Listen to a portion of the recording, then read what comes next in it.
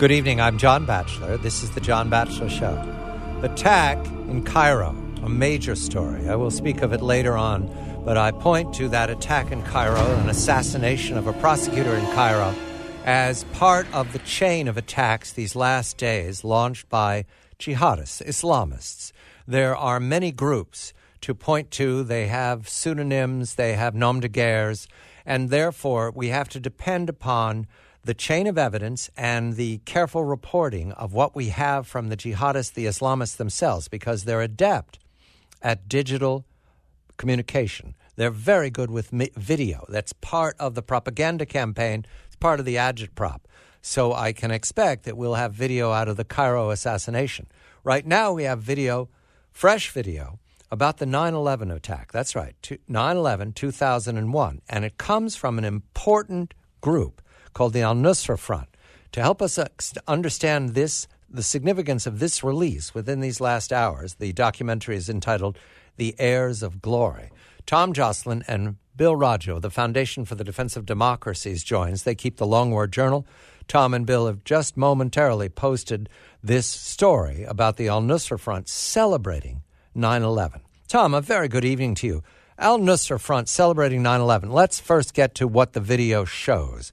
What would you measure of the quality of it? What is their intention? Good evening. Good evening, John. Well, in an era where a lot of the propaganda sort of celebrates barbarity, especially on the Islamic State side with beheadings and the like, this is a much more, I think, sophisticated sort of video that talks about the history of jihadism and really what the jihadists are all about and portrays Al-Qaeda and the Al-Nusra Front as sort of the heirs of this jihadist legacy that's attempting to resurrect a true caliphate. Of course, Al-Qaeda rejects the Islamic State's caliphate.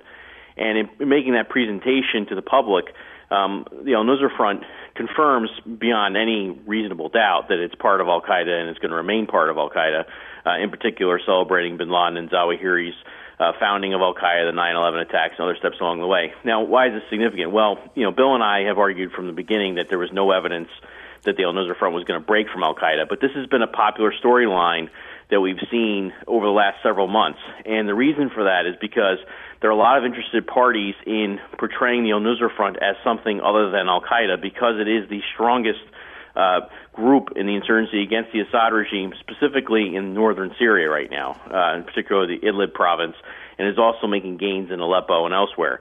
The Al-Nusra Front and its allies have a coalition called the Jaish al-Fatah Coalition, which means the Army of Conquest. And they've really been on the march since March of this year. They've really been gaining a lot of territory. But there are various actors throughout the region, including Qatar and its surrogates and people in the Gulf and in Turkey and elsewhere who want to get behind the Al-Nusra Front because it's seen as this effective fighting force to take out who they want to really take out, which is the Assad regime.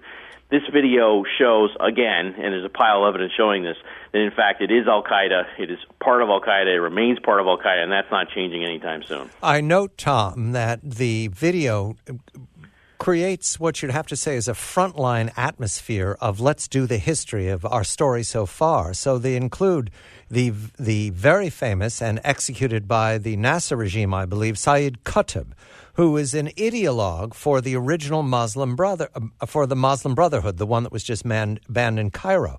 So whoever put this together has a sense of what you'd have to say order, and is imposing this sense of order on new recruits. It's as if this is everything you need to know to join us.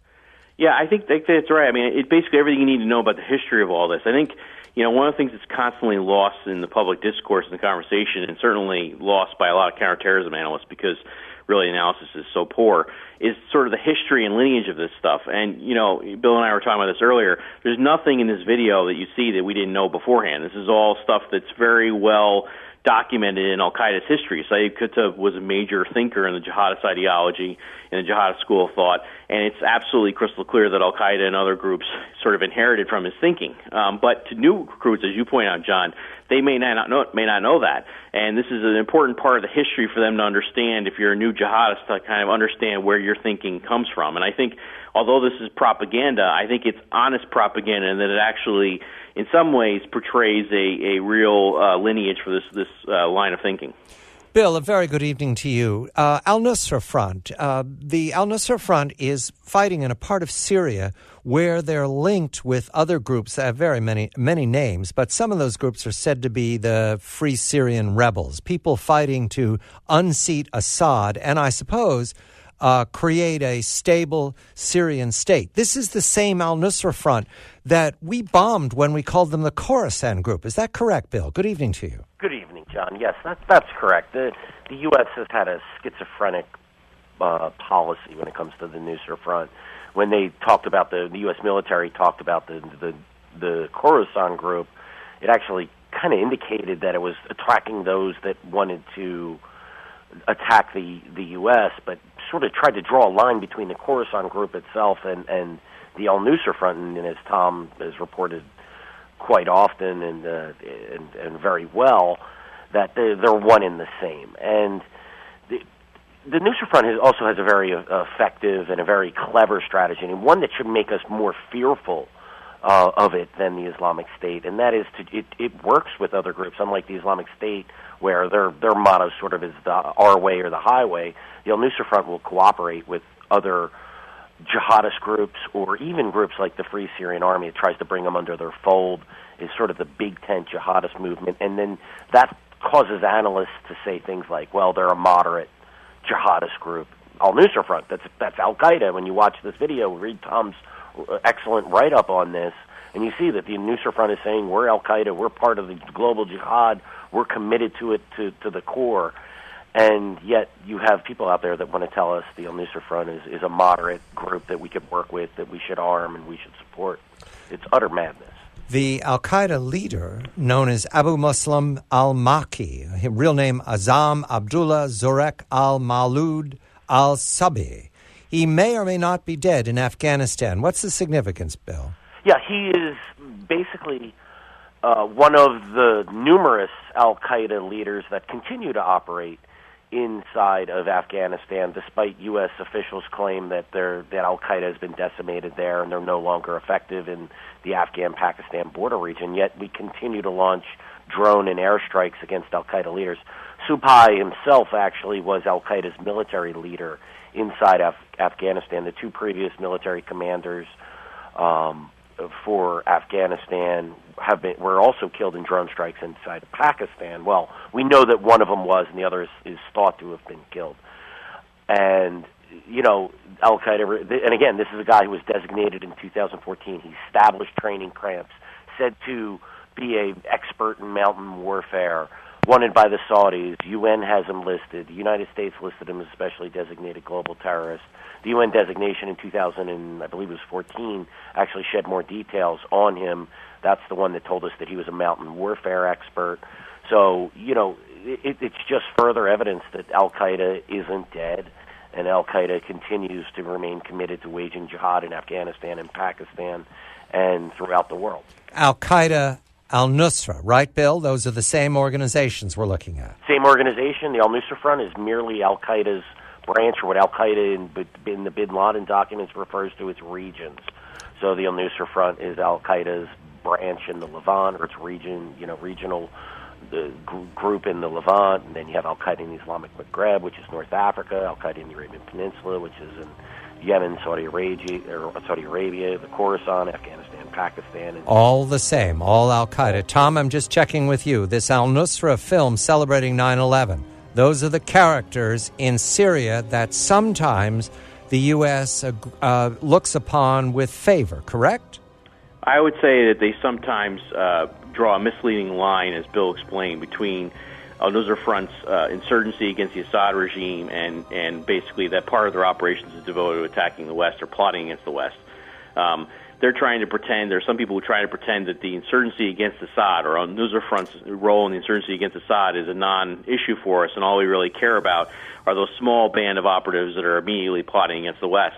But this is foolishness. It's all part of Al-Qaeda. It's all part of Al-Qaeda's designs. And the plots against the West, part of the reason why they keep having plots against the West that we have to spend billions of dollars a year to shut down is because they're able to regenerate the staff, the personnel, and the like out of the insurgencies that they're waging around the globe, including inside Syria. When we come back, the massacre in Tunisia claimed by the Islamic State. Tom Joscelyn, Bill Roggio, Foundation for the Defense of Democracies. I'm John Batchelor.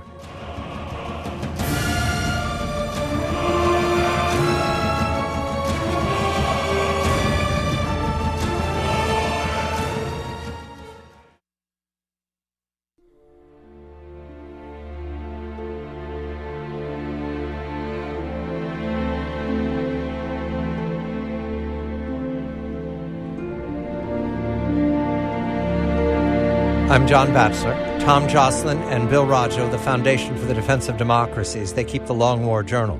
The attack in Tunisia against the tourists, at least 38 dead. The nationalities included British, German, French. These are tourists, and that tourist trade makes up a deal of the GDP of Tunisia. This is North Africa. At the same time, Tunisia has been in the fight since very early on, the beginning of the Arab Spring. But the attack at the museum, the attack at synagogues, Tunisia, it looks to be a target of the jihadists. In this instance, the attacker's name is Abu Yahya al-Qarawani. He's dead. What do we know of him, Tom? Well, he was basically a low-ranking foreign fighter, someone along those lines, who probably may have gone off to fight abroad and then come back to commit the terrorist attack. It's interesting when you look at this attack. This goes to show how much damage that a lone gunman can do with somebody with just an AK-47 who wanders onto a beach and can start picking up targets. There's some reports that he wasn't even all that accurate with his weapon, that he basically had problems with it, but yet he was still deadly lethal, of course, because he's going against a soft target. And that's the point here, is that if you look at Kuwait, you look at Tunisia, you look at some of the other targeting in Yemen and Saudi Arabia and elsewhere that the Islamic State's branches or provinces are carrying out, it's all against soft targets for the most part. They do most of their high-profile stuff is against soft targets. Now, what that means is there's less security, it's easier to get a high body count, easy to get the international headlines, and easy to make a spectacle of yourself and what you're doing. That's exactly the opposite approach, interestingly enough, that Al-Qaeda has taken in a lot of these areas. Al-Qaeda has come out and said that basically we're going to go after harder targets. We're going after security services, going after government forces and the like. Tunisia is a case in point where the Al-Qaeda branch in Tunisia, there's actually this local group that's part of Al-Qaeda in the Islamic Maghreb, actually focuses most of its attention on security forces in the Tunisian government, not on civilian targets. It's pretty easy to go in and kill a bunch of civilians, unfortunately, in some of these areas. It's not so easy to go in and kill government forces, but this really speaks to sort of the difference in their approaches to Tunisia and elsewhere. What I'm struck by, Tom, first of all, it was a one-way mission. He wasn't coming back. He didn't try to there were reports in the London tabs that he was smiling. So it was a martyr operation, I suppose. But what's striking about it is that he attacked foreign tourists specifically. And he attacked, he was an economic weapon, much like, say, the original 9/11 attack was at the business center of New York. It was striking at the world capital of capitalism. This attack could be reproduced anywhere along the Mediterranean coast. It doesn't have to be Tunisia. Correct, although I would say Tunisia and Libya are probably the easiest places. Libya is not so much a tourist destination, of course, but Tunisia is. And, according to some accounts I've seen, tourism was about 15% of the GDP of Tunisia, which is a significant percentage. And tourists have long been, targeted there. This fighter, went in there.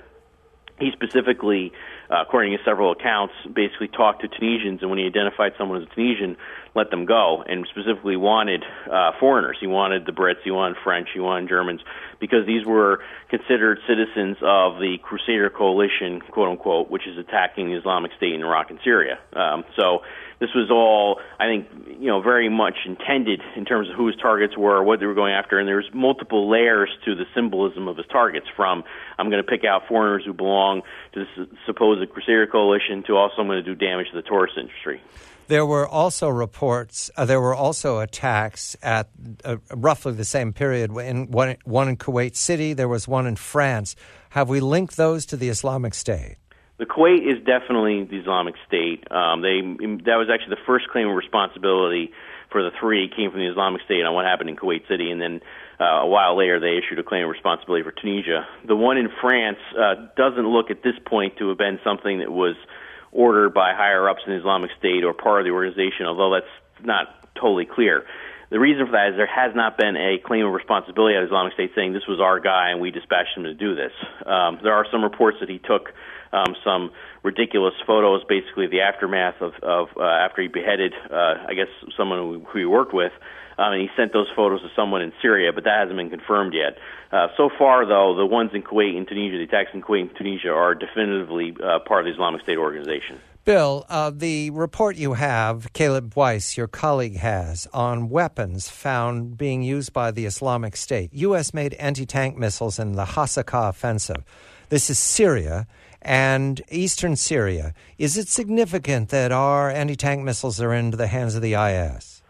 It's not the first time that jihadist groups have used U.S.-made anti-tank weapons. The Nusra Front has used them. The Islamic State has used them in other areas. It's just more evidence that U.S.-supplied weaponry supposedly going to the moderate Free Syrian Army or so-called moderate Free Syrian Army or the Iraqi military or whoever else the U.S. is dishing them out to, or the U.S. allies are dishing them out to. They continually fall in the hands of jihadist groups. The Islamic State seems to really like them. Apparently, they've named some of their fighters get nicknames with their surname with like Al-Tawi. I've seen reports of that as well. So apparently they really like using the that's cute, Bill. Al-Tawi. That's cute. It's almost mockery of themselves, Al-Tawi. Yeah, I know, right. Like I said, they really enjoy using those infidel weapons because they're effective. And, they destroy Syrian army tanks. They destroy Iraqi tanks. So, yeah, they'll use whatever they have to use. We're talking about the BGM-71 TOW anti-tank missile. It looks like a very fancy telescope that you set up, but instead of pointing the tube at the sky, you're pointing it parallel to the ground because you're sighting a missile that's going to fly, and you can track it. Can't you, Bill? Isn't that how it works? You can track it to its target. Yes, it's a guided missile. Yes, that's correct. And so they're very effective. The warhead on them is very good at piercing the armor used, particularly on the Syrian battle tanks. They're using Soviet tanks that often don't have reactive armor that will deflect or prevent a penetration of a warhead. So given the ability to fire this, I mean, there's other Cornet weapon systems or French-made weapon systems that are making it on the battlefields that jihadists are also getting their hands on. But, they like using them all, and they particularly seem to enjoy using those. And I think they like putting it in our faces. And these TOW missiles were given to the Free Syrian Army, and they sold them? They lost them? Do we know? We don't really know in the case of these weapons, but my guess would be that they probably got a hold of them from Syrian rebel groups. It may not have been U.S. supplied. They could have been supplied by Qatar or Saudi Arabia or other governments, so it could be a third-party transfer. But the fact is that U.S.-made weaponry is falling in the hands of rebel groups. And the U.S. has supplied TOW missiles to certain rebel groups in Syria.